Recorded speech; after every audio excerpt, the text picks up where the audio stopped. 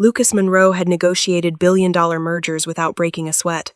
He had stood across polished conference tables from men who tried to intimidate him with power, wealth, and reputation, and he had never flinched. But that morning, sitting behind the wheel of his car outside Brookhaven Crest Academy, his hands tightened around the steering wheel for a reason he couldn't immediately explain. It was supposed to be a normal morning, just another weekday routine he had perfected over the years. Drop his son off at school. Exchange a few words about homework or soccer practice. Watch the doors close. Drive straight to the office. Simple. Predictable. Safe. The dashboard clock blinked 7:38 a.m. Traffic crawled forward in slow, impatient waves. SUVs and luxury sedans lined the curb, engines idling, parents half present as they checked phones or adjusted backpacks, a familiar rhythm Lucas barely noticed anymore. From the back seat, his son leaned forward slightly. "Dad, you're staring again." Lucas blinked. "Staring at what?" "Nothing. That's the problem." His son shrugged. "You do that when you're thinking too hard." Lucas huffed out a quiet breath. "I'm fine." "Uh-huh," the boy said, unconvinced. Lucas adjusted the rearview mirror and forced his focus forward. The crosswalk light turned red. Parents and children began to cross in clusters. Some laughing, some rushing, some already late, and then, without warning, his chest tightened. Not because of logic, not because of reason, but because his eyes had locked onto someone moving slower than the rest. A woman. She wasn't on her phone. She wasn't rushing. She was pushing a double stroller. At first, Lucas didn't know why she caught his attention. There were plenty of parents with strollers in Brookhaven. It was that kind of neighborhood, but something about the way she walked stopped him. The slight forward lean, the careful grip on the handle, the way her body instinctively adjusted with every small movement from the stroller, as if her balance depended on it. Lucas frowned. That posture felt familiar. The woman paused briefly to adjust one of the blankets inside the stroller. As she did, a strand of brown hair slipped loose from behind her ear. She tucked it back without thinking, eyes focused, lips pressed together in quiet concentration. Lucas's pulse skipped.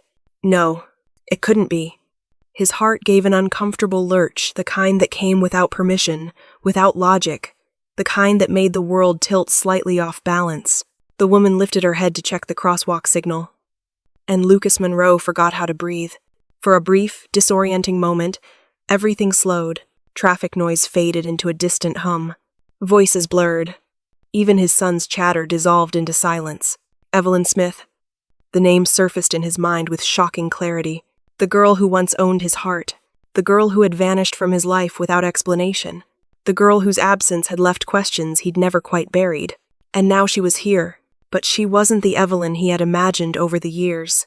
The Evelyn he pictured when he allowed himself to picture her at all was polished, confident, married to someone successful, living a life that made sense. This Evelyn wore a simple sweater that looked soft but worn. Her sneakers were scuffed. There were faint shadows beneath her eyes that spoke of sleepless nights and responsibilities that didn't wait. Inside the stroller, two baby boys stared up at the sky with wide, curious eyes. Twins. Lucas didn't need to do the math. He knew instantly they weren't his. The years didn't align. The truth was clear. And yet, that certainty did nothing to ease the ache that settled deep in his chest. The stroller suddenly jerked. One wheel caught awkwardly on the uneven edge of the sidewalk, halting it abruptly. Evelyn stumbled, barely steadying herself as both babies cried out at once, sharp, startled sounds that cut through the morning air. She crouched quickly, fingers fumbling with the wheel. "Come on," she murmured under her breath, trying again. It didn't budge. She glanced around, panic flickering briefly across her face. People walked past. Cars honked impatiently. No one stopped. Lucas sat frozen in his seat. The sensible thing, the logical thing was to stay put. Wait for the light to change. Drop his son off. Drive away. 15 years had passed. 15 years of silence. Of unanswered questions. That part of his life was supposed to be closed. Then Evelyn tried again and failed. Without thinking, Lucas opened the car door. "Dad?" his son called. "You can't park here." "I know," Lucas said absently. "Just stay put." He crossed the street in a few quick strides. Evelyn was still bent over the stroller when his shadow fell across the pavement. "Do you need help?" he asked. She froze. Slowly, she lifted her head. Recognition hit her like a wave. "Lucas?" Her voice trembled just enough to give her away. "What are you, how—" Before either of them could say more, one of the twins cried louder than the other. Lucas's body moved on instinct, not thought. He reached out, gently rocked the stroller. The crying softened, then stopped. Evelyn stared at him as if he'd performed magic. "You're good at that," she whispered. Lucas swallowed. "I've had practice." Silence stretched between them, thick, heavy, filled with everything they hadn't said in 15 years. A traffic officer's whistle sounded in the distance. Lucas straightened slowly, hands suddenly feeling too big, too exposed. "It was good to see you," he said, knowing the words were inadequate. Evelyn nodded, eyes dropping back to the stroller. "You too." She pushed forward as the light changed, disappearing into the crowd without looking back. Lucas returned to his car in a daze. His son studied him quietly. "That was intense." Lucas didn't answer, because as he pulled away from the curb, one truth echoed louder than any horn or engine. That wasn't coincidence. That was something unfinished. If this story is already pulling you in, don't forget to like the video, subscribe to the channel, turn on your notifications, and comment the city you're watching from. Your support helps us bring you more powerful stories like this one. 15 years earlier, before the money, before the silence, before the morning that reopened everything, Lucas Monroe was just a scholarship kid with impossible dreams, and Evelyn Smith was the one person who believed in them. They met in the most ordinary way possible. A shared table in the back corner of the school library, both of them assigned to the same after-school study period neither had chosen. Lucas arrived late, backpack slung over one shoulder, eyes already scanning for an empty chair.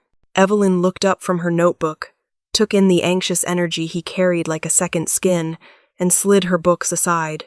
"You can sit here," she said, smiling like it cost her nothing.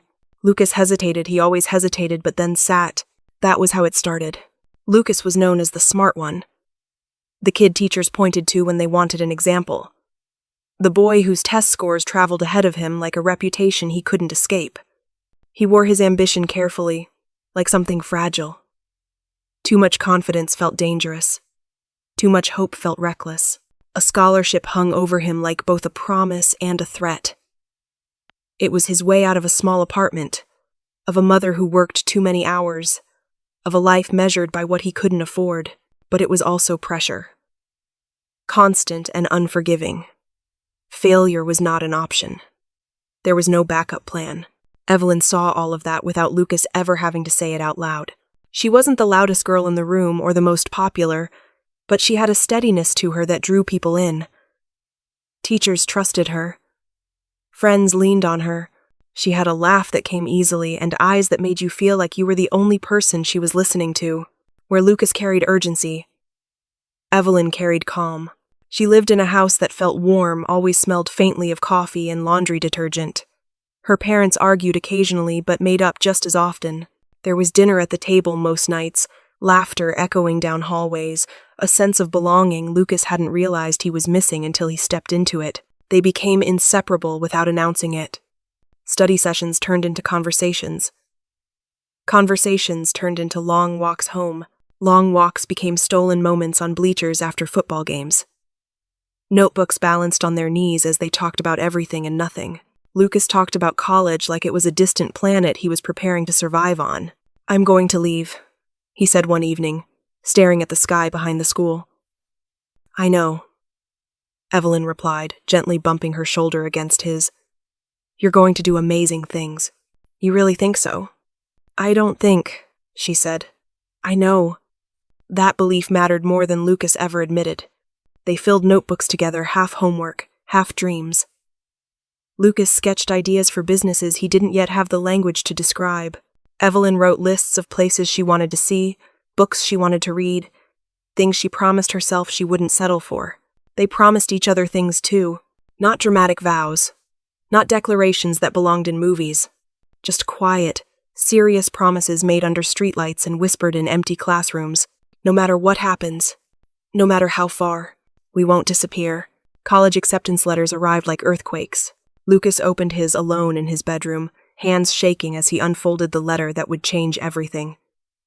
Full scholarship, prestigious university, the kind of opportunity people like him weren't supposed to get twice. He stared at the words until they blurred. Then he ran. Barely stopping for breath, he knocked on Evelyn's door, holding the letter like proof he was real. She hugged him so tightly he laughed into her shoulder. "I told you," she said, eyes shining. "I told you." But somewhere between that moment and the weeks that followed, something shifted. Distance didn't arrive all at once. It crept in quietly. Conversations became shorter.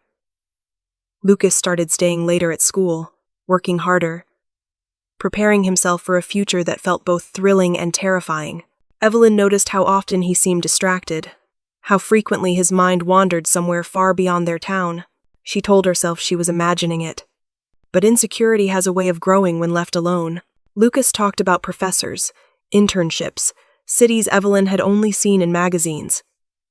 He spoke with excitement, with hunger, and she loved him for it. But she also began to feel small. What place did she have in a life that moved so fast? She wasn't on a scholarship track. She didn't have a clear plan. She had dreams, yes, but they felt quieter next to his.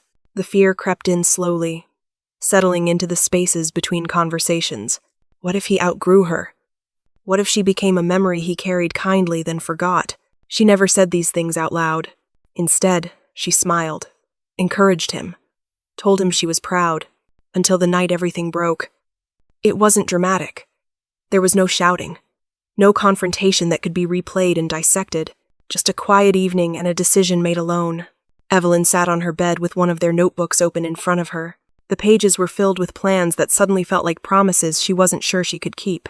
She imagined Lucas leaving, thriving, becoming someone extraordinary, and she imagined herself staying behind, waiting, hoping, shrinking. The thought terrified her, so she did the one thing she believed would protect them both. She disappeared. No explanation, no goodbye. She convinced herself it was kinder that way. Lucas called her phone until it went straight to voicemail. He left messages that grew more confused, more worried. "Did I do something? Please call me. I don't understand." He wrote letters. Showed up at places she used to be. Nothing. Friends shrugged. Teachers didn't know. Time moved forward whether he was ready or not. Lucas left for college with a hollow ache he never quite named. He told himself she had chosen a different life. He told himself it didn't matter. He told himself he would be fine. And for the most part, he was. Success came. Then responsibility. Then loss. Life filled the space. Until a double stroller rolled back into his world and proved that some absences don't fade, they wait. Back in the present, Lucas sat alone in his kitchen, coffee long since gone cold. Evelyn's face hovered in his mind like a reflection he couldn't shake. The exhaustion in her eyes, the way she held the stroller like it was the only stable thing left, the twins so calm in his arms it had startled him. 15 years. And somehow everything still hurt. Lucas exhaled slowly, staring out the window. Whatever Evelyn had been running from back then, it hadn't disappeared. It had only changed shape. And this time, walking away didn't feel like an option. Some loves don't end when people leave. They end when the truth finally comes out. And Evelyn Smith was still carrying hers.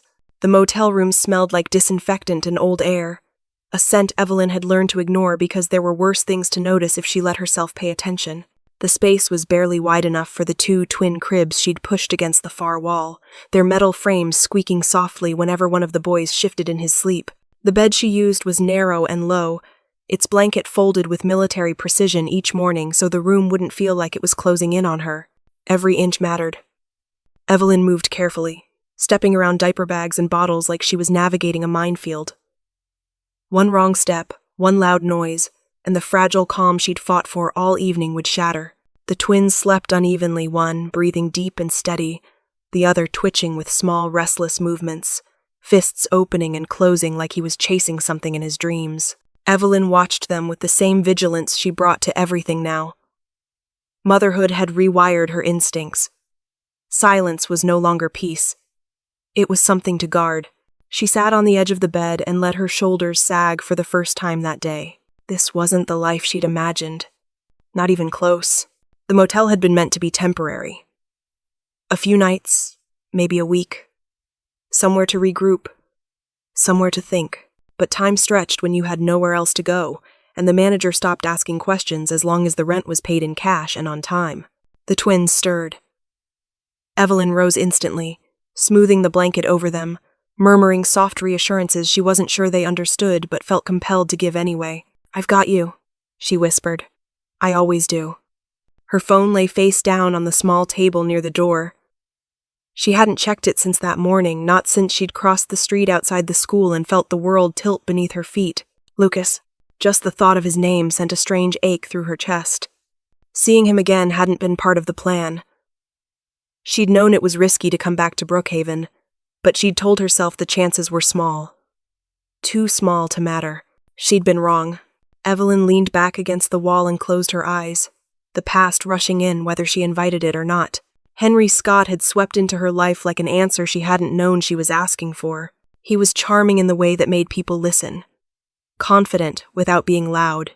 Successful enough to make the future feel secure. He talked about stability like it was something he could hand her if she just trusted him enough. After Lucas disappeared from her life, Henry felt like proof she'd made the right decision, that she'd been right to walk away before she became a burden. Henry promised things. A home. A life that didn't involve waiting. A love that wouldn't leave. The wedding had been modest but elegant, the kind of event that looked good in photographs. Evelyn remembered smiling through it all, telling herself happiness didn't have to be loud to be real. For a while it worked. Then came the pregnancy. At first, Henry was attentive hands on her stomach, voice soft when he talked about the future. But as her body changed, so did his patience. Business trips lasted longer. Phone calls grew shorter. Conversations turned shallow, transactional. By the 7th month, the truth became impossible to ignore. Henry stood in the doorway of their bedroom one night, arms crossed, eyes distant. "This isn't what I signed up for," he said flatly. Evelyn felt the words before she understood them. "What does that mean?" "It means I can't do this," he replied. "I thought I could, but I can't." She remembered the silence that followed, the way the room seemed to expand and empty all at once. He left the next morning. No apology, no explanation that made sense. Just absence. The hospital lights had been too bright, too white. Evelyn remembered gripping the bed rail, breathing through pain that felt endless, surrounded by strangers who spoke gently but couldn't fill the space where someone else should have been. When the twins cried for the first time, relief and terror collided inside her chest.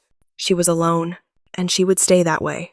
The memories faded, replaced by the present, by the soft hum of the motel's air conditioner and the quiet, rhythmic breathing of her children. Pride had carried her this far. Pride told her she didn't need help. Pride told her accepting it would mean admitting she'd failed. Desperation whispered louder every day. She thought of Lucas again, how he'd looked at her. Like he was seeing all the cracks she'd worked so hard to hide.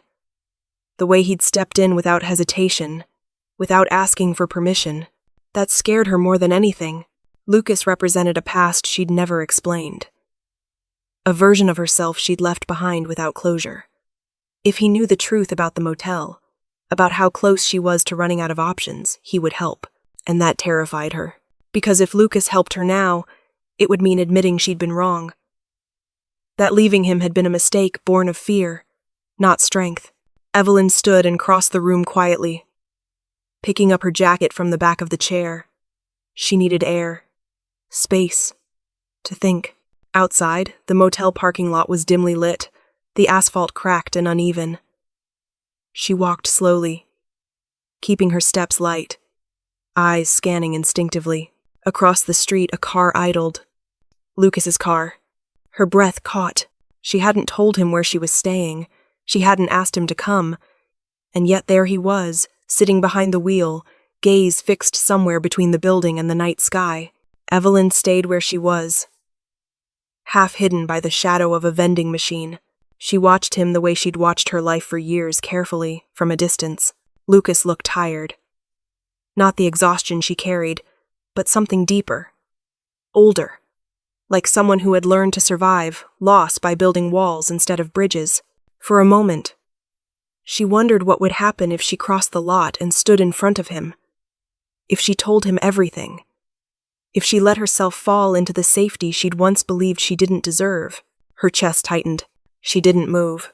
Lucas eventually started the engine and drove away, his taillights disappearing into the darkness. Evelyn let out a breath she hadn't realized she'd been holding. She returned to the room quietly, closing the door behind her and leaning against it as if the wood could hold her upright. The twins slept on, unaware of the choices circling their future. Evelyn looked at them and felt the familiar mix of fear and resolve settle in her bones. She would survive. She always had.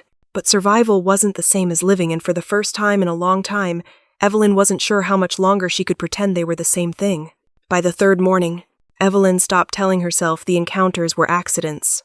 The first time had been a shock, one of those moments that knocked the air out of her lungs and left her standing in the middle of a sidewalk with her past staring back at her. The second time, she'd told herself it was coincidence. Brookhaven wasn't small, but routines overlapped.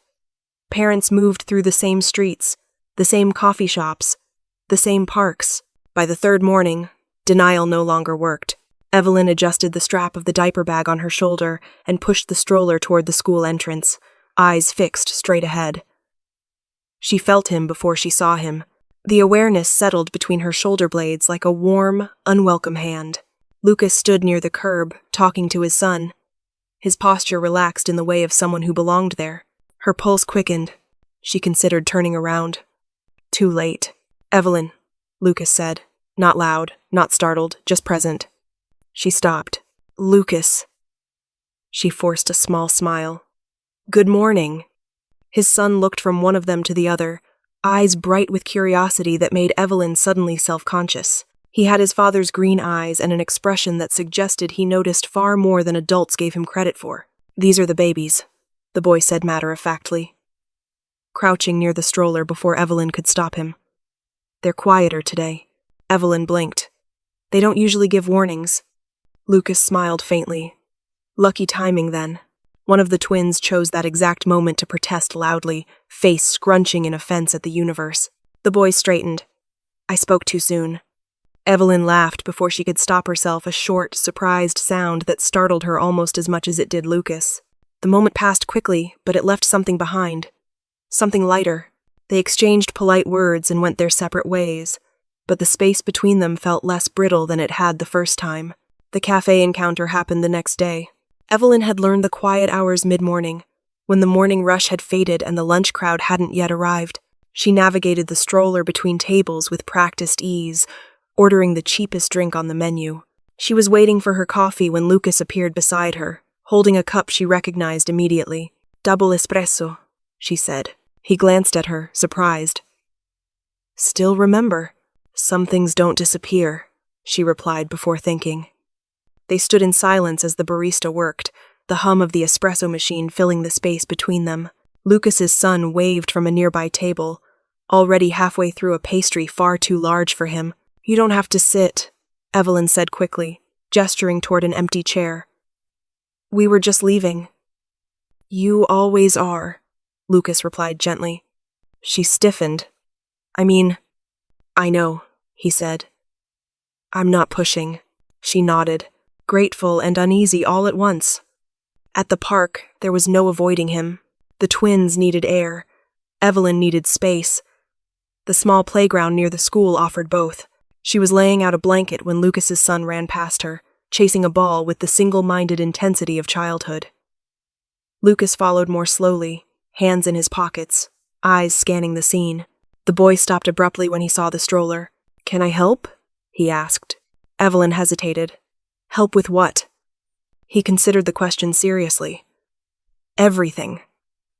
Before she could answer, he picked up one of the twins' dropped toys and returned it with solemn pride. Lucas watched, amused. "See?" the boy said. "Helpful." Evelyn smiled. "Very." Lucas sat on the bench nearby, close enough to be present, far enough not to crowd her. They spoke in fragments, comments about the weather, the park, the way babies seemed to sense when adults needed a challenge. One twin began to fuss, then the other followed, voices rising in imperfect harmony. Evelyn moved automatically, lifting one child while bouncing the stroller with her foot. Lucas rose without thinking. "I've got it," she said quickly. "I know," he replied. "I just have it." He didn't reach for the babies. He simply stood there, steady, available. The crying softened. Evelyn exhaled. "Thank you," she murmured, surprised at herself. Over the next few days, the pattern repeated. Always brief, always careful, always just enough. Lucas never pushed, never asked questions she wasn't ready to answer. He showed up, then stepped back, a quiet presence that made the world feel less sharp. His son grew bolder with each meeting, narrating his thoughts with unfiltered honesty. "Babies are loud," he announced one afternoon. "They are," Evelyn agreed. "But they're also kind of funny," he added. "They don't know anything yet." Lucas raised an eyebrow. "You didn't know much at that age either." "I knew stuff," the boy protested. "Like how to cry until I got food." Evelyn laughed again, the sound coming easier now. She told herself the warmth she felt meant nothing. She told herself it was just familiarity, shared responsibility, muscle memory. But she noticed things she hadn't meant to.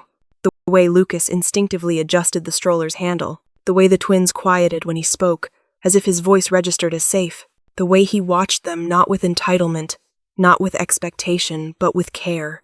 That scared her, because care could become something else if she let it. Evelyn refused every offer he made. Rides, coffee, help, always with a smile, always with a reason. "I'm fine," she repeated, the words becoming a shield she leaned on too heavily. Lucas never argued, but his eyes lingered, thoughtful, as if he saw past the words to the cracks beneath. One afternoon, after the park emptied and the sun dipped lower, Evelyn sat alone on the bench while the twins slept. Lucas's son kicked pebbles nearby, inventing a game no one else understood. Lucas joined her, leaving space between them. "They like you," he said quietly. Evelyn didn't ask who he meant. "They're babies. They like everyone." "They don't," he replied. "They like who feels steady." Her fingers tightened around the strap of the diaper bag. That night, in the motel room, Evelyn watched the twins sleep and felt the weight she'd been avoiding settle heavily on her chest. Steady, that was the word. She wasn't sure how much longer she could pretend to be. The next morning, when Lucas found her sitting on the steps outside the school, she didn't stand right away. Her voice shook when she finally spoke. "I don't have anywhere permanent to stay." The words hung between them, fragile and exposed. And for the first time since she'd returned to Brookhaven, Evelyn didn't look away. The words Evelyn had spoken outside the school lingered between them long after the morning rush faded. "I don't have anywhere permanent to stay." Lucas hadn't answered right away, not because he didn't know what to say, but because he knew exactly what he wanted to say, and it frightened him. He wanted to tell her to come with him, to let him help, to stop pretending she had to carry everything alone. Instead, he had nodded once, slow and careful, as if acknowledging something fragile. "Thank you for telling me," he said. Evelyn had looked relieved and disappointed at the same time. They didn't talk about it again that day, but the silence between them changed. It wasn't heavy anymore, just cautious. They met later that afternoon at the park, the air warm with early autumn light. The twins slept side by side in the stroller, their breathing soft and synchronized. Lucas's son sat cross-legged in the grass, intent on building something out of sticks and pebbles that only made sense to him. Evelyn watched him with quiet fascination. "He's thoughtful," she said. Lucas smiled faintly. "That's one word for it." "You're doing a good job," she added, then winced slightly. Compliments felt too intimate these days. Lucas didn't deflect it this time. "Some days it doesn't feel like enough." She nodded. "I know that feeling." They sat in companionable silence until Lucas spoke again, his voice quieter. "You asked me once back at the cafe why I know how to calm babies." Evelyn looked up. "I didn't answer then," he continued. "I probably should have." Her chest tightened, a sense of approaching truth settling in. "My wife passed away," Lucas said simply. The words landed softly, but the weight behind them was unmistakable. "I'm sorry," Evelyn said immediately, the reflex automatic and sincere. Lucas nodded. It was a few years ago. He didn't elaborate at first. He stared out at the playground, watching his son laugh at something invisible. She was kind, he said finally. Patient. The kind of person who made everything feel possible just by being there. Evelyn listened, heart aching in a way she hadn't expected. I didn't know. You weren't supposed to, he replied gently. They sat with it, the loss, the space it occupied. Evelyn thought of Henry. Of the way absence had shaped her life too, though in a different way. She hadn't lost someone to death. She'd lost someone to choice, but grief didn't care about distinctions. After she died, Lucas went on, everything felt unfinished. I focused on routine, on being present for my son, on doing what needed to be done. That sounds familiar, Evelyn murmured. He glanced at her. Does it? She hesitated. You survive first. You feel later if there's room. Lucas exhaled slowly. Exactly. Something softened between them then. Not comfort. Understanding. Evelyn felt it in the way her shoulders relaxed. In the way she didn't immediately look away when Lucas met her eyes. I'm not good at needing people, she admitted quietly. Lucas smiled, but there was sadness in it. Neither am I. They began to share small truths after that, never all at once, never fully. Evelyn spoke about the twins' birth without naming Henry. About learning to function on little sleep. About the fear that came with responsibility that didn't pause. Lucas spoke about nights that felt too quiet. About the way grief ambushed him when he least expected it. About loving someone enough to let the world keep moving after they were gone. They never compared whose pain was worse. They didn't need to. The days passed. Each one stitching something back together Evelyn hadn't realized was torn. She trusted him slowly, cautiously. She let him walk her to the stroller. Let him carry a bag. Let him hold one twin while she adjusted the other. Each small allowance felt like a risk and a relief. Lucas noticed how naturally it all came back to him. How the twins responded to his voice, to the steadiness of his presence. It frightened him more than it comforted him. Attachment had cost him once. He wasn't sure he could survive it again. One evening, as the sun dipped low and the park emptied, Evelyn stood beside him watching the twins sleep. You're afraid, she said softly. Lucas stiffened slightly. Of what? She didn't answer right away. She reached out, adjusting the blanket around one twin with gentle precision. Of caring, she said. He didn't deny it. So are you, he replied. She smiled sadly. I learned that lesson early. The air between them felt charged, like something unsaid pressing close to the surface. Evelyn turned toward him, heart pounding. There's something she began. Lucas waited, breath held, but the words tangled inside her, fear tightening its grip. She looked away. Never mind, Lucas nodded, though disappointment flickered across his face. Whenever you're ready, he said. Evelyn watched the twins stir, their small fingers curling instinctively. Soon, she thought, but not yet. Some truths, once spoken, couldn't be taken back, and Evelyn wasn't sure she was ready to watch everything change again. The first sign something was wrong came in the form of a black sedan, idling too long at the curb. Evelyn noticed it the way she noticed most threats now, instinctively, before her mind had time to explain what her body already understood. The car was too polished for the neighborhood, its windows tinted just enough to hide whoever sat inside. It didn't belong among the familiar chaos of morning drop-offs and hurried parents. Her grip tightened on the stroller. Lucas stood a few feet away, speaking quietly to his son. He hadn't seen the car yet. Evelyn hoped, briefly and foolishly, that it would pull away. It didn't. The driver's door opened. Henry Scott stepped out like he owned the sidewalk. He looked exactly as she remembered, tailored suit, confident stride, that particular brand of composure that came from believing the world would always bend eventually. Time had sharpened him rather than softened him. Success sat on his shoulders comfortably. Evelyn's chest went cold. Henry, she whispered. Lucas turned at the sound of her voice, instantly alert. Henry's gaze swept over Evelyn first, then dropped to the stroller. He smiled slowly, like someone savoring a private victory. Well, he said. Evelyn felt the past slam into her with dizzying force. The hospital lights. The silence. The months of unanswered calls that had ended with nothing but resignation. "What are you doing here?" she asked, forcing her voice steady. Henry adjusted his cufflinks. "I've been looking for you." Lucas stepped forward, positioning himself just enough to be present without escalating. "And you are?" Henry asked, eyes flicking to him dismissively. "Lucas," he replied evenly. "I'm with Evelyn." Henry's smile widened. "Of course you are." The twins shifted, sensing tension they didn't understand. Evelyn instinctively moved closer to the stroller, a protective gesture she couldn't suppress. "You don't get to show up like this," she said. Henry sighed, as if she were being unreasonable. "I'm their father." The word hit like a slap. Lucas didn't react outwardly, but Evelyn felt the shift beside her. A tightening, a readiness. "You walked away," she said. "You don't get to rewrite that." Henry shrugged. "People make mistakes." "You didn't call," Evelyn said, anger finally bleeding through. "You didn't ask if they were okay. You didn't care." Henry leaned closer, lowering his voice. "That was then. This is now." Parents nearby slowed, curious glances flickering in their direction.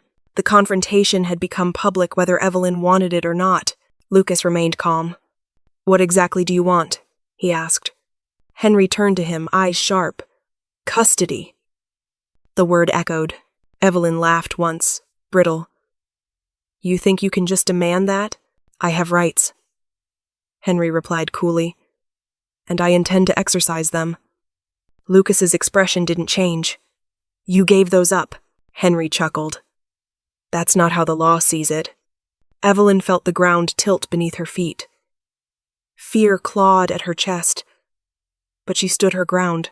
"You don't get to traumatize them because it's convenient for you," she said. "They're not leverage." Henry's gaze hardened. "We'll let a judge decide." The power dynamic shifted then subtly, but unmistakably. Henry wasn't here to negotiate. He was here to assert control. Lucas placed a steady hand on the stroller, his presence solid and unwavering. "Leave," Lucas said quietly. Henry studied him for a long moment, assessing. "This isn't over," he said finally, stepping back. "I'll be in touch." He returned to his car without another glance, the engine purring as he pulled away. The silence left behind was heavy. Evelyn's knees trembled. She hadn't realized how tightly she'd been holding herself together until the threat passed. Lucas turned to her. "Are you okay?" She nodded, though tears burned behind her eyes. "I will be." The twins stirred, one beginning to fuss. Evelyn lifted him, pressing her cheek to his soft hair, grounding herself in the warmth of his body. Lucas watched her, jaw set.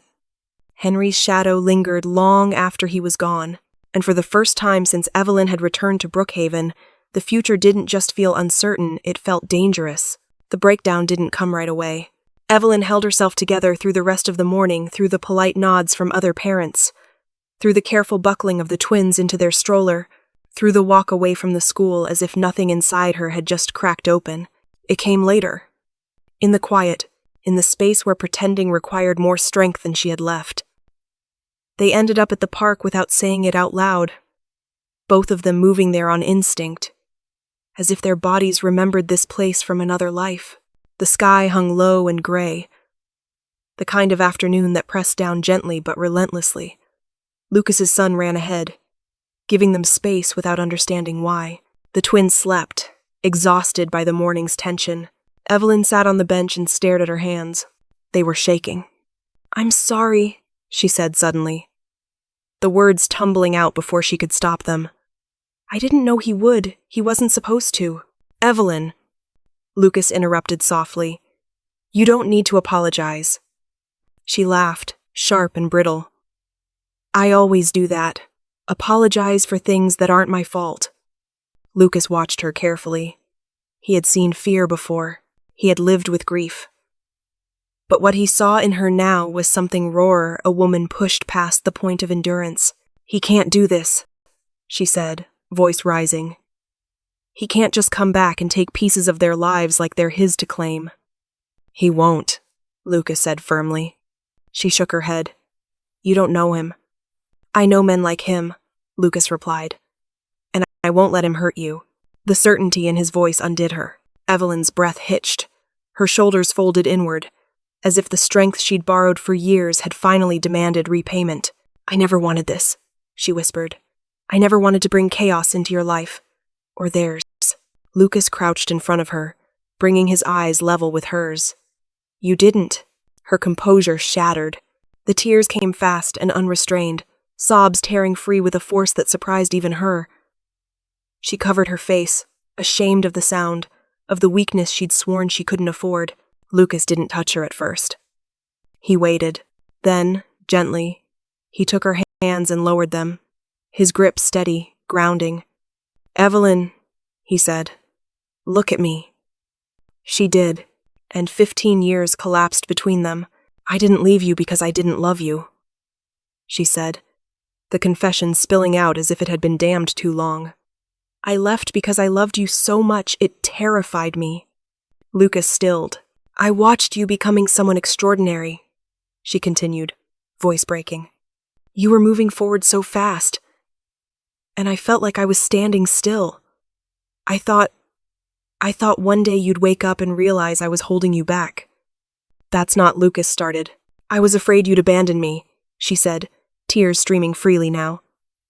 So I left first. I thought it would hurt less if it was my choice. The truth hung between them, heavy and irreversible. Lucas's breath left him in a slow, uneven exhale. For a moment, he couldn't speak. His chest felt tight, as if something long buried had finally been pulled into the light. All these years, he said quietly, I thought I'd done something wrong. Her eyes widened. Lucas. I replayed every conversation, he went on, his voice rough. Every moment. I thought if I could just find the mistake, I could make sense of why you disappeared. Tears blurred his vision, though he didn't try to hide them. I carried that, he said. I told myself you chose someone else, that I wasn't enough. Evelyn reached for him instinctively, fingers curling into his jacket. You were everything, she said. You were the one person who believed in me when I didn't believe in myself. They sat like that, the truth finally spoken, the weight of it settling in unfamiliar ways. Lucas closed his eyes briefly, the release almost dizzying. 15 years of guilt loosened its grip, replaced by something both painful and freeing. I wish you'd told me, he said. I know, she whispered. I was young. I was scared.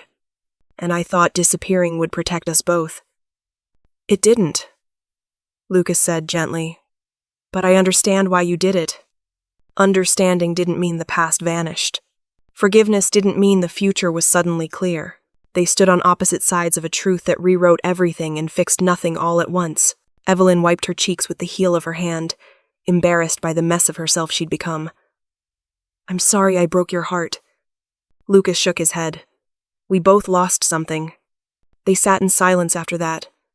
The air between them charged but fragile.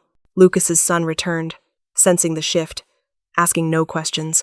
The twins stirred, waking slowly, unaware that the story of their existence had just reshaped the world around them. Evelyn looked at Lucas, her gaze soft but uncertain. I don't know what this means, she said. Lucas met her eyes, his expression honest. Neither do I. The love was there, undeniable, resurfaced, impossible to ignore. But so was the damage. So was the fear. And as the sky darkened above them, one thing became painfully clear. They had finally told the truth. Now they had to live with it, and neither of them knew what came next. The waiting was worse than the confrontation. Evelyn discovered that quickly, how uncertainty could stretch time until every hour felt like a test she hadn't studied for. Days passed in careful routines, school drop-offs, feedings, naps measured in minutes rather than hours. She learned which moments were safe enough to breathe and which required vigilance. Henry didn't call. His lawyers did. The voicemail arrived on a Tuesday morning while Evelyn was folding tiny socks on the edge of the motel bed. She listened once, then again. The words, clinical and detached. We are withdrawing representation. Our client has decided not to pursue custodial action at this time. Her hands went still. Not pursue. At this time, the phrasing was careful, legal, non-committal. It left room for doors to reopen, but the meaning beneath it was unmistakable. Henry was gone. Again, Evelyn sank onto the bed, phone clutched in her hand, and let the reality wash over her. Relief came first, a sudden, almost dizzying lightness in her chest, like she'd been holding her breath for weeks without realizing it. The twins slept peacefully in their cribs, unaware of the threat that had hovered so close to their lives. Then came anger. Hot and sharp. How dare he step into their world, threaten it, and then walk away as if nothing had happened? How dare he stir up fear only to abandon it when it became inconvenient? The anger didn't burn long. It never did. It gave way to grief, quiet, aching, familiar. She had grieved Henry once before. Not the man he was, but the future she'd believed in. Now she grieved something else entirely. The hope, however small, that he might one day choose differently. He hadn't. Lucas was there when she told him. They sat on a bench outside the school, the twins asleep between them, his son playing a few feet away. Evelyn handed him the phone without ceremony, watching his face as he read the message. He didn't smile. He didn't celebrate. He simply nodded. "I'm sorry," he said. She looked at him, surprised. "You don't need to be. I know," Lucas replied. "But I still am." The words settled gently, without pressure. Evelyn expected him to take over to make calls, to suggest lawyers of his own, to offer solutions that came easily to someone with his resources. He didn't. He waited. "What do you want to do?" he asked. The question startled her. Not because she didn't have an answer, but because no one had asked her that in a long time. "I want to breathe," she said honestly. "I want to stop bracing for impact." Lucas nodded. "Then we'll do that." The word warmed her without trapping her. She didn't mistake his presence for rescue. He didn't frame himself as a shield. He stood beside her, steady and unobtrusive, allowing her space to decide who she wanted to be now that the immediate danger had passed. They talked slowly, carefully about next steps. Not legal strategies or contingency plans, but practical things. Daycare options, housing resources, what stability could look like if she built it piece by piece instead of borrowing it from someone else. Evelyn surprised herself by speaking clearly, decisively. "I don't want to live afraid of him anymore," she said. "But I also don't want my life defined by reacting to him." Lucas watched her with something like pride. "That sounds like freedom." She smiled faintly. "I hope so." That night, back in the motel room, Evelyn stood by the window and watched the neon sign flicker. The twins slept soundly, their chests rising and falling in a rhythm that soothed her in ways nothing else could. She thought about Henry, about the way his departure had once shattered her sense of worth, about how she'd rebuilt herself from the pieces, even when she hadn't known she was doing it. This time, the abandonment didn't hollow her out. It hurt. It angered her. It saddened her. But it didn't define her. She had survived worse, and she hadn't survived alone, but she hadn't been carried either. The next morning, she told Lucas she was going to start looking for something more permanent. "I don't know where yet," she said, "but I want it to be mine." He smiled, genuine and restrained. "I think that's a good idea." No conditions. No pressure. Just support. As the days settled into a new rhythm, Evelyn felt something solidify inside her. Not certainty life had taught her better than that, but confidence. The quiet knowledge that she could stand on her own, even with 2 children and a past that refused to stay buried. Henry's absence became final in a way his presence never had been. And for the first time since returning to Brookhaven, Evelyn wasn't waiting for the other shoe to drop. She was moving forward, on her own terms, with Lucas beside her, not as a savior, not as a solution, but as someone who saw her strength and didn't try to replace it. The legal war never happened, and in its absence, Evelyn found something far more powerful than victory. She found herself. The email arrived on a Wednesday afternoon, slipping quietly into Evelyn's inbox like a door opening where she hadn't known one existed. She read it once, then again, the words blurring at the edges. "We'd like to invite you to interview for the position. Competitive salary. Relocation assistance available. Chicago." Her breath caught not with excitement alone, but with something heavier. Practical, grounded, the kind of opportunity she hadn't allowed herself to imagine since the twins were born. She closed her laptop and stared at the motel wall, counting the tiny cracks in the paint. 1, 2, 3. The twins slept nearby, their afternoon nap synchronized in the way she'd learned to cherish. Chicago meant stability, health insurance, childcare options, a lease with her name on it. Chicago meant distance. Lucas didn't know yet. She told herself she was waiting for the right moment, but the truth was simpler. She was afraid of what she'd see in his eyes when she did. The park was quiet that evening, the light soft and forgiving. Lucas's son ran between the swings and the slide, calling out updates about imaginary victories. The twins watched him from the stroller, faces lighting up whenever he came close, their laughter bubbling over in delighted bursts. Evelyn felt the familiar ache bloom in her chest. They had grown close, too close to pretend it didn't matter. Lucas noticed it too. The way his son slowed his pace to match the stroller. The way the twins calmed when his son knelt beside them, offering leaves and pebbles like precious gifts. They like him, Evelyn said quietly. Lucas smiled.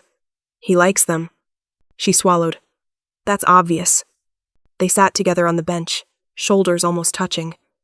Evelyn's fingers twisted around the strap of her bag, the email burning in her mind like a secret she could no longer hold. I might have an opportunity, she said finally. Lucas turned toward her, attentive but neutral. What kind? A job, she replied. A good one. That's great, he said without hesitation. Her chest tightened at the ease of his response. It's not here. He didn't flinch. Where? Chicago. The word settled between them, heavy and irrevocable. Lucas took a slow breath. He looked toward the children, grounding himself before answering. When would you go? He asked. Soon, Evelyn admitted. If I get it? Lucas nodded again. Too calm. Too composed. It sounds like what you need, he said. The word struck her harder than any protest would have. You don't mind? She asked, hating the way her voice betrayed her. I mind, Lucas said honestly. But that doesn't mean I get to stand in the way. She searched his face, looking for disappointment, for resentment, for anything that would make the choice clearer. Instead, she found support. You deserve stability, he continued. You've worked for it. You don't owe anyone anything, not even me. Her throat burned. What if it means leaving? Then it means leaving, Lucas said quietly. Sometimes loving someone means wanting what's best for them, even when it hurts. The fear she'd been holding back surged. She thought of 15 years ago. Of how she'd left without explanation because she'd been afraid of being left first. Of how distance had become both her shield and her regret. The past echoed too loudly. That night, she lay awake listening to the twins breathe. The city's distant hum leaking through the thin motel walls. Chicago loomed in her mind like a promise and a threat. Safety, certainty, an exit, and Lucas steady, patient, willing to let her go. That frightened her more than losing him. The next day, Lucas watched his son help Evelyn buckle one twin into the stroller, serious and careful. If you leave, his son said suddenly, will they still remember me? Evelyn's heart clenched. Of course they will. He nodded solemnly. Good. Lucas turned away briefly, emotion flickering across his face before he could hide it. The bond had formed quietly, without permission. So had the love. Evelyn realized then that the choice in front of her was one just about geography or employment. It was about patterns, running when fear appeared, choosing safety over connection, protecting herself by leaving first. She met Lucas's gaze across the playground, understanding passing between them without words. For the first time, Evelyn didn't know which choice was safer, and for the first time in a long while, she wondered if safety was the thing she wanted most. The city looked different from 40 floors up. At night, its softened edges blurred by distance, noise reduced to a low, distant pulse. Lucas stood by the window of his penthouse, one hand resting against the glass, watching traffic move like veins of light through the streets below. Behind him, the apartment was quiet in a way that felt earned. The twins slept in the guest room, their breathing steady and soft, the baby monitor emitting a faint glow on the side table.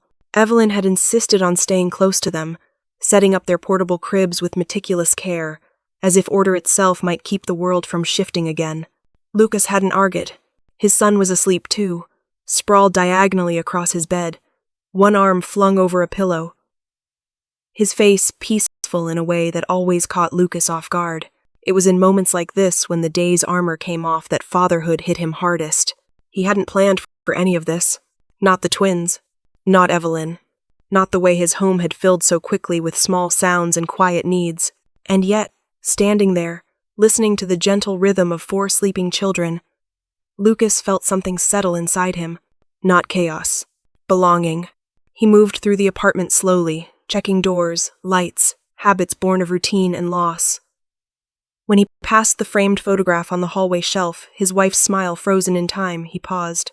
"I hope you'd understand," he murmured, not sure who he was speaking to anymore. Fatherhood had taught him many things. How to function on little sleep. How to show up even when he felt empty. How to love fiercely without guarantees.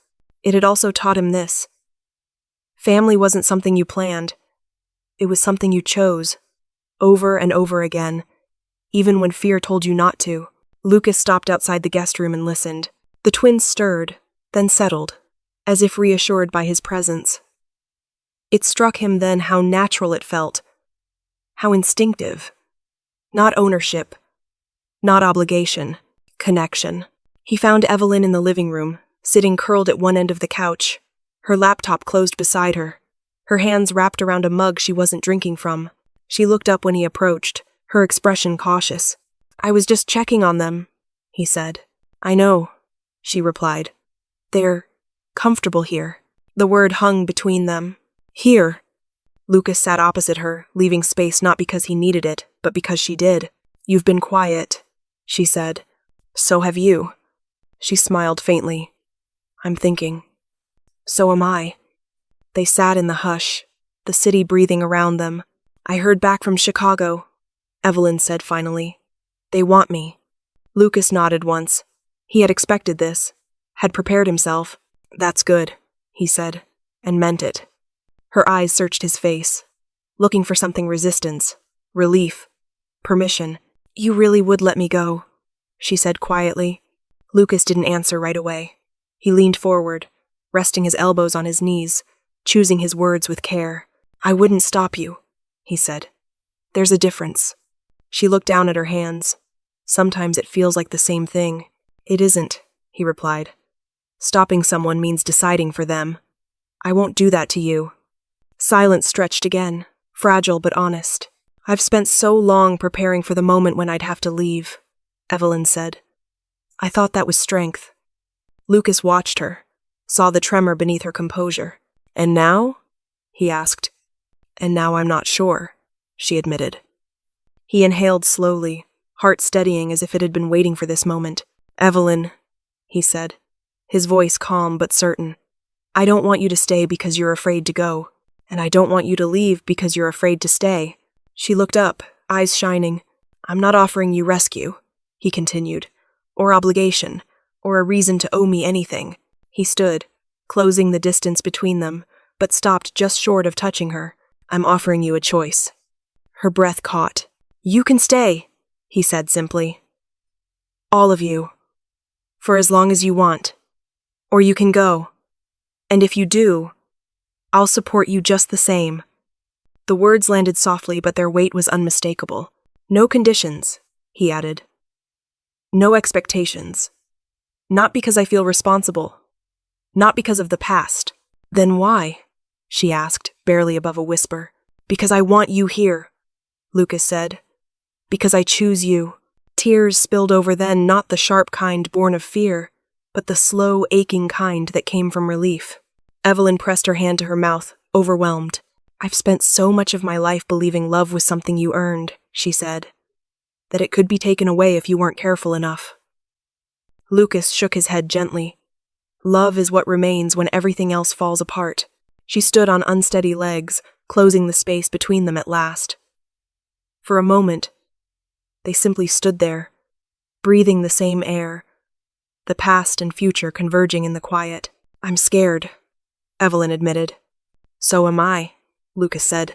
She laughed softly through tears. That doesn't help. It's not supposed to, he replied. It just means we're honest. She rested her forehead against his chest. The contact tentative at first, then sure. Lucas wrapped his arms around her, not tightly, not possessively, just enough to say, I'm here. For the first time in a long while, Evelyn didn't pull away. She didn't calculate. She didn't plan her exit. She didn't brace for loss. She let herself stay. Outside, the city continued its restless motion. Inside, something unthinkable had happened. Lucas Monroe hadn't gained sons that night. He had chosen a family. And Evelyn Smith finally, fear loosening its grip, had chosen to believe that love didn't have to be something she ran from. Not this time. The change didn't arrive with announcements or promises. It slipped in quietly, disguised as routine. Mornings began to feel less like survival drills and more like something that could be enjoyed. Evelyn learned the rhythm of Lucas's apartment, the way light pooled across the kitchen floor just after sunrise. The soft hum of the coffee machine. The faint echo of city sounds far below. She moved through the space without apologizing, without shrinking herself to fit corners. The twins adapted faster than anyone. They slept better, ate better, laughed more. Their cribs were replaced with something sturdier, something permanent, and Evelyn realized how much that word mattered to her now. Permanent didn't mean forever. It meant chosen. It meant not waiting for the ground to disappear. Lucas's son took his role seriously. He announced early on that the twins were his responsibility, a declaration that resulted in him hovering nearby whenever they were awake, narrating their movements like a commentator at a sporting event. He smiled. He reported solemnly one afternoon. That means he approves of me. Lucas raised an eyebrow. Pretty sure that means he needs a nap. Evelyn laughed, the sound easy and unguarded. The park visits became family outings without anyone naming them as such. Lucas pushed the stroller while Evelyn carried snacks. His son walked ahead, occasionally doubling back to make sure everyone was still together. They learned each other's habits. Lucas liked things orderly but didn't mind chaos when it came with laughter. Evelyn needed structure but had learned when to let it go. Together, they found a balance that felt less like compromise and more like alignment. The twins thrived under the consistency. Their personalities emerged in small ways, one calmer, observant, the other expressive, demanding attention with fierce determination. Evelyn watched them grow with a mixture of awe and relief, grateful for the stability she'd once believed was out of reach. She found herself standing taller, speaking with more certainty. She enrolled in a certification course she'd been putting off, something she could manage alongside childcare. The decision came easily now. She didn't second-guess herself the way she used to. Confidence returned not as bravado, but as quiet assurance. Lucas noticed. You seem lighter, he said one evening as they cleaned up after dinner, his son responsible for stacking napkins with exaggerated care. I feel lighter, Evelyn replied. Like I'm not constantly bracing. He nodded, understanding without needing explanation. The community noticed too. Parents at school began to greet Evelyn by name. Invitations followed playdates, casual gatherings, conversations that didn't revolve around survival or crisis. She found herself included without having to ask. Lucas's presence shifted how people saw her, not as a reflection of his status, but as someone who belonged, and Lucas noticed something else. The way Evelyn's laughter filled rooms, the way she listened, really listened, the way she cared without erasing herself. He showed his love quietly, by learning the twins' schedules, by adjusting meetings to be home for bedtime, by showing up without being asked. No declarations, no labels, just consistency. Some nights, when the apartment finally settled into silence, Lucas would sit on the couch and watch Evelyn read on the other end, her legs tucked beneath her, hair falling loosely around her face. This, he realized, was the life he hadn't known he was missing. Not perfection, presence. Evelyn felt it too. The absence of fear was startling at first. She kept waiting for the moment when everything would tilt again, when the safety would reveal itself as temporary. It didn't. Instead, the days stacked gently on top of one another, forming something solid. One afternoon, as the twins slept and Lucas's son worked on homework at the table, Evelyn stood by the window and watched the city below. She thought of Chicago not with longing, but with gratitude. The opportunity had mattered. It had shown her she had choices. This one was hers. Lucas came to stand beside her, close but not crowding. "You okay?" he asked. She smiled. "I am." And she meant it. They didn't define what they were becoming. They lived it. And somehow, without ever saying the word, they had already become a family, built not on obligation or history, but on daily acts of care that asked for nothing in return. It was more than enough. Some people believe fate is a straight line, unavoidable, pre-written, immune to choice. Lucas had believed that once. He used to think life happened to you. That love arrived, left, and left scars behind. That loss defined the shape of everything that came after. But standing in the kitchen on a quiet Sunday morning, watching Evelyn move easily between the twins and his son, Lucas understood something different. Fate might open doors, but choice decided whether you walked through them. The apartment was filled with small, ordinary sounds, the soft clatter of dishes, the low murmur of a cartoon playing in the background, the twins' delighted babbling as Evelyn wiped food from their cheeks. His son sat at the table, explaining the rules of a game no one else was playing, deeply invested in being understood. Lucas leaned against the counter, coffee cooling in his hand, and let the moment settle. This was not the life he had planned. It was better. For years, his identity had been built around absence, around what he had lost, around the careful, controlled way he moved through the world so he wouldn't lose anything else. That version of him still existed, but it no longer led. Loss was no longer the loudest voice in the room. Evelyn caught his eye and smiled, soft, unguarded, real. Once, she had measured every step against fear, against the possibility of abandonment, against the instinct to run before the ground gave way beneath her. Now, she moved with purpose. She laughed without checking whether it was safe to do so. She made plans without mapping exit routes. She trusted the present enough to stay inside it. Lucas saw it in the way she spoke to others, confident, clear, in the way she advocated for the twins without shrinking herself, in the way she met the future not as something to survive, but something to shape. Fear no longer defined her. And the twins, they were thriving. Their laughter filled spaces that had once echoed. Their needs were met without hesitation, without bargaining, without conditions.